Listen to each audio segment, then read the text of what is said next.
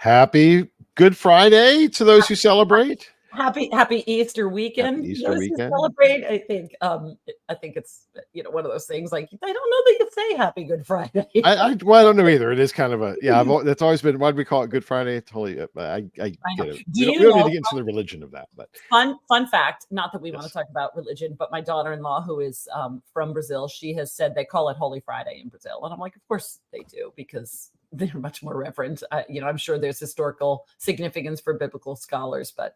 Yes. In any event, we can say Happy Friday no matter what, right? Because it is the end of the week. And for some of us, we desperately need the weekend. Yes. And it's spring has sprung here in Kentucky. We're in the 70s all weekend. So hopefully that's true for everybody else. Hopefully winter's coming to an end.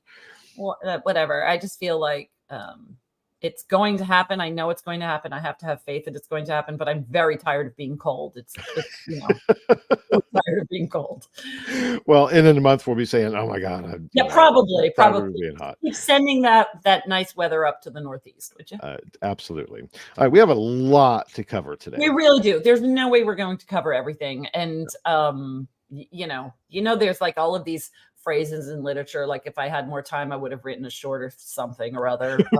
Right. That's probably what this is, but let's 100% start off our brief with the news about Daniel Kahneman, because it is sad. Even though he was old and he lived a amazing life, it's still significant to those of us in the industry, right? It is. For those who know, Daniel Kahneman passed away, the father of behavioral economics, or at least widely considered that. So thinking fast, thinking slow. All of the work that people do in research to understand people's implicit reactions, I just think it all stems from a great body of work. So we'll share, one of the many obituaries that appear online. But if you everywhere. What just happened to me? Did I just... Yeah, you froze for a second, but that's okay. What happened there? Live without a net. Oh, it's the ghost of Kahneman. Yeah, maybe saying, anyway, possibly. Now I'm a little nervous. That hasn't really happened before, right? Where I just disappeared for a hot second. Anyway, so happened again. Nope, it didn't. It didn't? Not that I can see. So, but Carly, do you want to go and post the Washington Post obituary for Daniel Kahneman, and let's all contextual, right? The behavioral economics went from being a very controversial to fairly well accepted. Certainly, people stand on the shoulders of giants, right? There's tons of more work being done and evolution of the concepts, et cetera, and different permutations. But within our industry, within insights and analytics, understanding the drivers of human behavior is fundamental and only becoming more pervasive as we go. And there's lots of different tools and techniques we use to try and measure that, but it all stems from the type of work that that Kahneman did. So, so our best to his family. Deepest condolences, and he will be remembered in the halls of many industries, but especially ours, for a very long time because of the influence that his work had. Yeah, no, very well said, Lenny. Very well said. Thank you. So look, eloquent. I know you are eloquent. So I, for whatever reason, keep like blopping in and out, and I'm really worried. It's very windy up here. So if I disappear, Lenny, I haven't gone to join Daniel in the afterlife. Things are weird. We got this eclipse coming. I mean, who the heck knows? If I officially disappear from this live stream, friends, it's probably because there's some wires that are blowing around, and that's what's happening. Because I see on my own screen, it keeps like doing funny things. So fingers crossed that that's temporary. And I will also just send a little note to my young adult child who is working from here today, but to ease off on the streaming. That's right. It's like you have to put off your Tiger King or whatever. Or the short version. Let's see. I mean, he's working very hard, but he also does stream in the background. So anyway, let's see if that helps. All right. Okay. What else do we want to talk about? 10K? You got Topic humans? Yeah. 10,000 humans is, and we talk about them every week. First of all, they're in the midst of this, sharing out this series that I was a part of because I was able to moderate the conversations. But the saga continues. Episode 4, they launched this week, of the Paid for Your Say program. This one featured very little, if any, me, and it was really just the people working, front lines on securing the integrity of their, kind of participant databases and all that. So really good stuff this week. It was all about focused on, things that they can do and things to help regain some trust that might have been damaged, best practices, full transparency. Really good stuff this week for anybody who was on, that side of the industry that's looking to just stay in the conversation and make sure they're implementing some of the best practices that this team is suggesting. So yep. And quick shout out to our friend Charlie Rader at Procter & Gamble. Everybody knows Charlie. If you don't, you should. But I was chatting with Charlie yesterday, and just do an offhand comment. The two biggest topics in research today are data quality and AI. And Charlie said, yep. So so that's why we keep bringing these two topics up over and over again. And if you don't believe us, that, Charlie is an incredible influencer in the industry, as driving innovation for suppliers and new technology and approaches within Procter & Gamble. So you pay attention to this stuff because Charlie says you should. Charlie says, well, we say too, right? Yes. I think what's interesting is, we will have, a data track at North America, as we do. Some of the talks will be this talk will be continued there on this panel. But also we'll be talking about just regular things with data integrity and data quality in general. And what's interesting about it is, last year we had many, many more submissions in our call for speakers about data quality specifically. This year, absent. And I'm like, friends, we cannot forget the other things going on in the, wait till Grit's published. It'll bring it back to like, hey, let's not forget this is still an issue. I think that AI has been a really great distraction from some of the things that are, we are currently in, we've shifted some focus away from it. And I think those of us in the industry are still going to try to bring it back. We'll be doing it at North America for sure. Absolutely. Well, that's a good segue, since kind of almost the rest of our show notes are are AI centric. Imagine that. I know. And Carly did just share the other thing that we had in here, which was about what Carrie and Jay are doing. So and that's I've already scrolled way past my notes, of course, but disappeared from my notes. Something wonky's happening. But anyway, they have launched sort of another something that almost is like what we're doing, Lenny, which is like this little like conversation about like the two of them talking. So we'll be paying attention to that, putting it out there. But hats off to them for also innovating in this space, because every conversation about the industry that people have, right, elevates the industry as a whole, because we're talking about it. And that's part of our goal at Green Book, right, is to make sure people are having these conversations. So yep. So that's the new podcast with Dave Carruthers, Carrie Hack, and Jay. Yeah. So good stuff. Good. All right. So AI induced anxiety and marketing. I love that heading.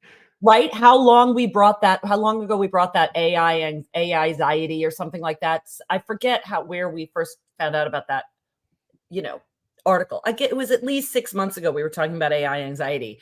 And so what was interesting about this one from Marketing Tech News, this was a UK study revealing that, among challenges for marketers in 2024 is still AI induced anxiety. So this was, again, UK study, 500 marketing decision makers in the UK. 16% of them have anxiety that AI is going to, replace them. And 14% lack understanding about how they can use AI. So those might not seem like huge numbers, but the reality is it's still present. And, there were other things in this study as well that we're not going to deep dive into, but I just think it's really interesting that AI anxiety is still a thing. People are still anxious. Yes, and that was in marketing organizations, right? So and there's actually there's other stuff I think we'll get to. There was a ton of content shared this week that caught our attention with similar themes.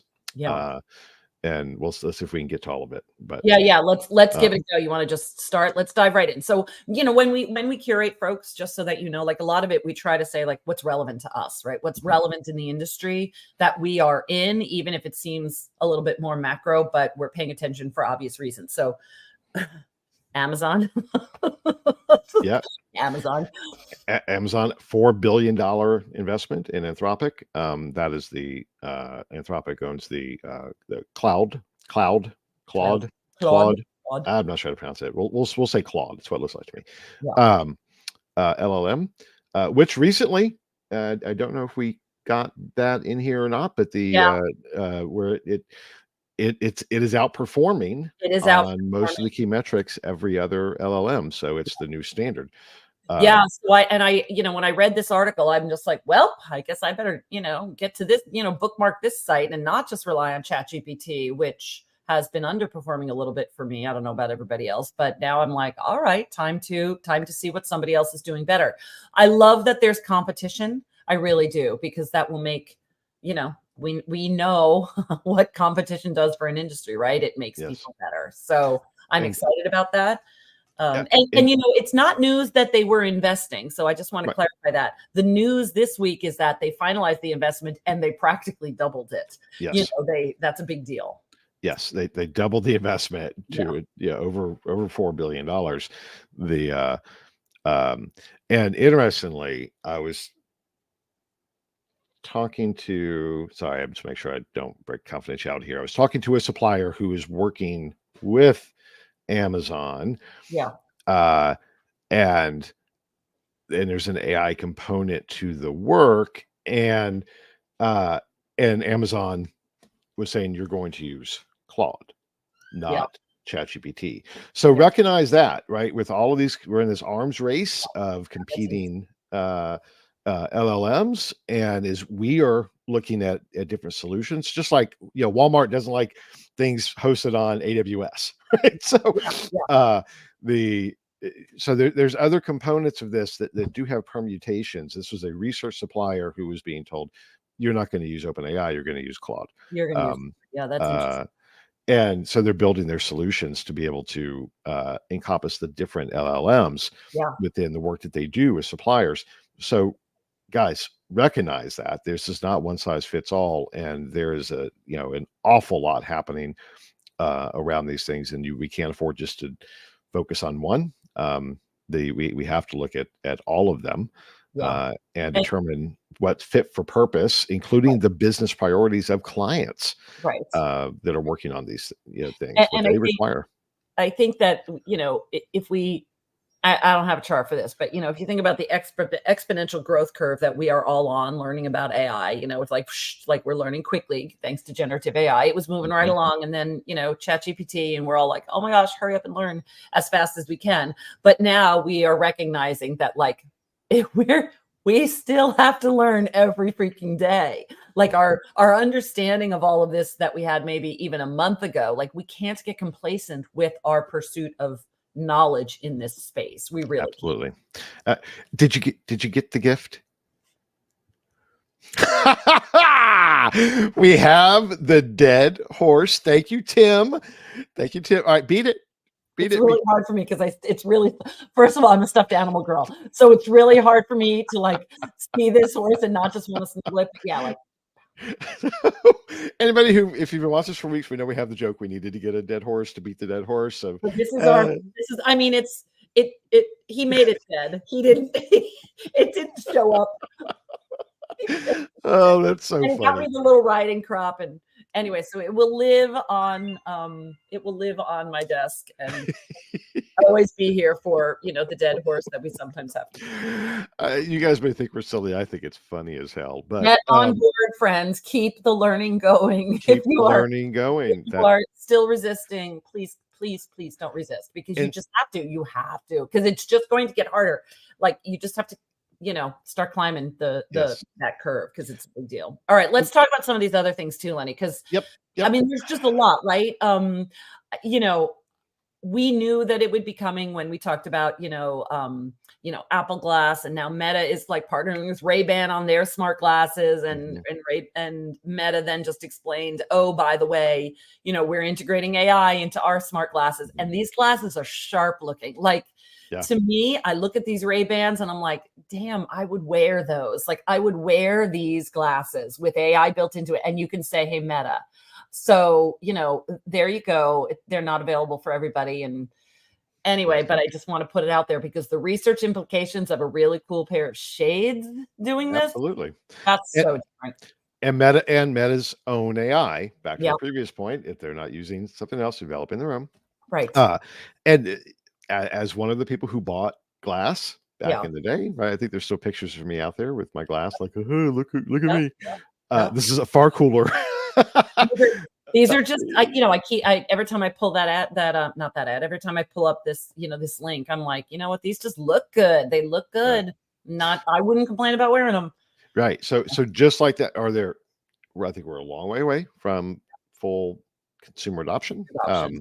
But for use cases for us, think about the applications for, in situ, in store, experiential, and there are still applications of glass that are being used in specific industries and categories.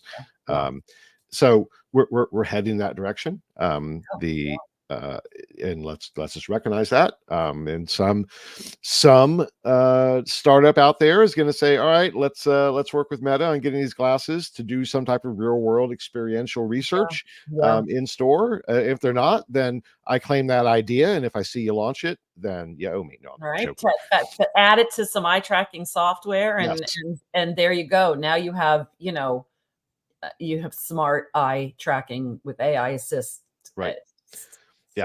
So there we go. All right. On a similar note, Forsta has hired a new analytics chief, and are investing $500 million in AI. Now that's Forsta, right? So that's the Confirm It, Focus Vision, Decipher, that company that's all integrated, Dappersy, and so they're big player in our industry. Big fund. We don't always report on like staff changes and hires and all that because that's just not necessarily something that we report on week to week. But this investment, we sure are paying attention to, because 500 million means they are putting a lot of money into this. What does that tell you? Absolutely. And to be clear, right? So that is a private equity owned company. That is it is a platform. It was put together as a platform to create efficiencies. And now they are leaning into 500 million investment. What was over the course of the next 3 years? Was that it? Or next year? To click on it. If I click on it, then I'm going to lose my. Don't worry about it. Anyway, it's a buttload of money that they're putting in to AI within fundamental research. Fundamental research platform, qual and quant. That is what they do, right? With an emphasis on CX and reporting analytics. Great platform. We love our friends at Forsta. They're sponsors of Grit. And they're going hard and heavy on this. So well, and just jumping ahead, there's an article we saw this week also, for those of you who are like, suddenly really hyper focused on this conversation. Forbes discussed in an article the importance of qualitative data. Especially in the age of AI. So again, think about Forsta, who have qualitative support in their offerings, and their investment in AI and the place of qualitative in this new world. I think it's a good article, good read for absolutely for the entirety of the industry. And what have we been predicting, guys? So not trying to take credit, but I mean, just it is, if you think about these things, it's pretty easy. AI is going to make qualitative far more scalable in chat, blah, blah, blah, blah, blah, all those things. So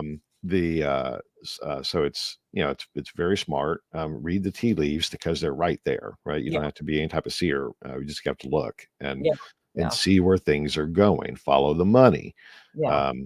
And it's very, very compelling. So we'll spare the horse, but every indication this is where everything is shifting. Follow the money. Follow the money. Another kind of upgrade that was announced. I don't know about this relative insights platform, so I don't know if you know more about it than I do. It's new to me, but they're enhancing with AI power. What do you know about this one?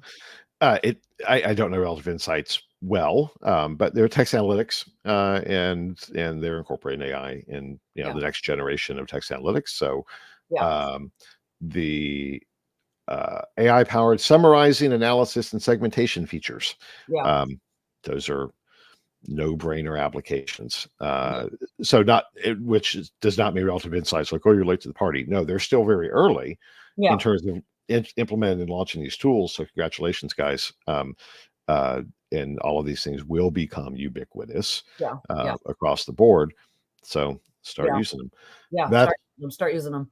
Do we want to talk about? Want to jump right into whether we should start using synthetic data or not? Well, I mean, we have the synthetic sample tech showcase. The top of the hour, half an hour, or just 40 minutes from now, we're doing an Insights Tech showcase on synthetic samples. So pay attention to that. Our expert channel host, Joel Rubinson, he has a channel called Level Up Your Research. He wrote an article about synthetic data, but we had two interesting things that popped up this week, right? Like, so obviously it's the buzz, one of the buzzes, but it's a loud buzz. This launch of this new product, but at the same time, some vocal criticism. So by another big player. So you want to start with the product? I don't know that company, but talk about it.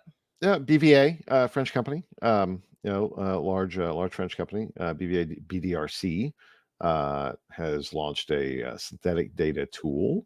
Did they do something nudge, BVA nudge? Is that a part of their product mix? Is that what I'm thinking of? Yep. Yes, they were previously PRS and Vivo. Yes. Welcoming. All that. Thank you. The not previously, I think they actually still own the brand. Anyway, the so it's called Pixel.ai by BVA BDRC. Synthetic data product designed to predict responses from restricted segments, developed in partnership with FairGen. And I think FairGen might be. Let me just double check. They might be. I believe they are. FairGen is one of the participants in our Insights Tech showcase. Yep. So hot topic. These are the companies that are building those capabilities as we explore the use cases, and so as you mentioned, conjointly, which is a tech platform for conjoint platform, conjoint research, and to automate that and make it easier and accessible for folks. They criticize the reliability and validity of synthetic respondents in market research, comparing them to homeopathy. I know. It's funny. Don't tell the royal family though, because I think they're big fans of homeopathy. But no, I just think it's an interesting, controversial way to broach the subject, right? Because you are going to get people who even hear that word and have a visceral reaction to it, right? Like you're either on board with homeopathy or you're not. So I think it's really interesting that they're like, yep, this is like that. It seems, but they have a valid point of view. And if you go to that article about it, it's actually, they're showing you, like, they're not just telling you, they're showing you in their work why they take fault with it. So I think that's where we are with this, right? This is an uncomfortable method. Right. And I will buy that for choice-based exercises. Like, it's a fairly complex, there's lots of drivers of choice that it may not be there yet. Don't you wish we could ask Daniel Kahneman what he thinks? Well, yes. Thinking fast, thinking slow with AI. What the hell? That's not even applicable. Choice better than everybody. Anyway. Yeah. That's actually an excellent point.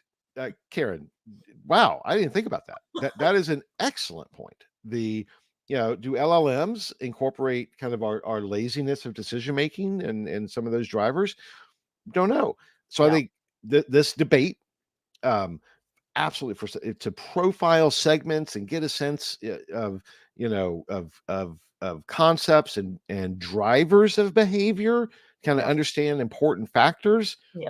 I'm all in. I've seen the data. It does duplicate it. Yeah. But that doesn't mean it's fit for purpose for everything. Everything, for sure. And I think that's the point that Conjointly is making, and it is a fair point. Yeah. And to everybody who's pioneering these solutions, Yeah. that's no shade on you. As the LLMs get bigger, as the data assets get bigger, as the training sets get more precise, we may very well get there. Yeah. Um, Yeah. but It's a cool it's conversation still to early. now. Yeah. It's very cool. It's very cool. Yeah. So, that's synthetic data. We'll be talking about that at North America as well. I mean, we can't help it. At this point, this close to North America, it's kind of what I live, breathe, think. I'm dreaming about it at night. I'm sure there's going to be, anyway, a lot going on in my subconscious the next few weeks, but this is another important conversation we'll be having there. So, Yes. It's a little too early to plug because we still have 5 minutes left, but at the end, we'll, put up our another discount code for this group to register if they haven't registered already. But it is the place to have these kinds of conversations. That's what sets IIEX apart, right? Is we are having these incredibly important, critical conversations. So It is. I'm so just honored to be able to host them with people. And on that note, I'm reviewing the attendee list right now because it's what I do. And holy crap, what an attendee list! The brands are amazing, and I'm not just saying that; it really is very diverse. So hats off to that. Lots of different types of companies and lots of new suppliers. So, and as we said, if you want to explore these topics and meet the companies that are driving this stuff and create that network effect, this is where it happens. And it is the perfect attendee list so far to accomplish that. Yeah. So. Yeah. I know it's cool for people to think about new attendees in the audience for a lot of reasons, because our industry is evolving, our industry meaning, market research. And then we're saying like, insights and analytics, data and analytics, we've kind of morphed them all. And now there's this other also, right? It's just a very interesting world that we are. I'll say this, then we can finish up these last few things. The number of agencies there, marketing agencies, is surprising. That blurring is happening. It's really, really interesting to see the number of and not just like marketing the way you might think of them. I'm not going to shout out any names, but some of the traditional marketing agencies in the group, but like some strategic consultancies, consultancies that are, yes, marketing and promotion is a part of it, but it's really about strategic growth. Like some pretty cool strategic thinking in the agency pool, I think, that's attending. So agreed. All right, let's see if we can plow through these last 4. I think we can. There's 4. We can do this. I mean, the first one is just the first one. First one of these 4. The first set of these is really about addressing the challenges. Each week we like to bring to people like, hey, here are some things that are going on to address the big challenges. But I think that there's a trend right now that these companies are putting in their financial disclosures some of the risks. So those might be, and we're talking about Meta, we're talking about Google, they're putting in their financial disclosures the risks involved in leaning into these platforms. I think that's a really interesting thing. And I think people that are integrating this into their work may want to consider, benchmark some of these and say, should we be adding any disclosures or caveats that we are not, we might have human checks for everything that AI is helping us do. However, there is a risk that AI might be leading us in the wrong direction, and we can't identify it easily. So I think that's one big bucket that would be my advice for people listening. Your unsolicited advice out there, folks, is just learn from these, read what they're putting in there and see if there's language you need to borrow for your own AI tools. 100%. And your own strategic planning. So in thinking about it as well, these are public companies. They have to do these disclosures, obviously. So knowing what they're worried about, very instructive for us to think about what we do. And then on the other side, the Microsoft introduced a new AI safety system to prevent hallucination, offering AI safety help to Azure customers. So acknowledging it to me, that's one of the first acknowledgments of the hallucinations within their own systems. That I think is what's really cool. It's like they're saying, all right, we are now acknowledging these hallucinations exist. They're not just glitches. They're a real facet of this technology. And we're going to have to put in measures to prevent that. So I think that's a really important statement for them to be making. I agree. And another example of okay is you're learning and grow, iterating. Yeah. Well, now we got a problem now, which Yeah. Google and everybody's acknowledging. Now we're Yeah. going to fix it and move on. So yeah. I also think, and I will put this out there, again, I'm a user. Hi, my name is Karen. I use ChatGPT. And welcome, Karen. I think thread fatigue is a thing where, I might get really great results, but if I stay in the thread for too long, it's like, now we talked about this in the very beginning with this tool. I mean, by the beginning, I mean, a year ago, we were talking about like over time, it gets tired or something. Like, I don't know what the word for that is, but it seems to make less sense. I do better when I then say, I got to take it out of this thread and start fresh. It's a very interesting dynamic. Like, I don't know what you call that, LLM fatigue. I don't know. Maybe that's a thing, but I would like to learn more about that. So if you know anybody out there, listeners, anything out there about like thread fatigue, let me know because I'm interested. Well, that brings up one more point. The replicability is an issue. When you start a new thread, same question, right? Yeah. You may get a different answer. Yeah.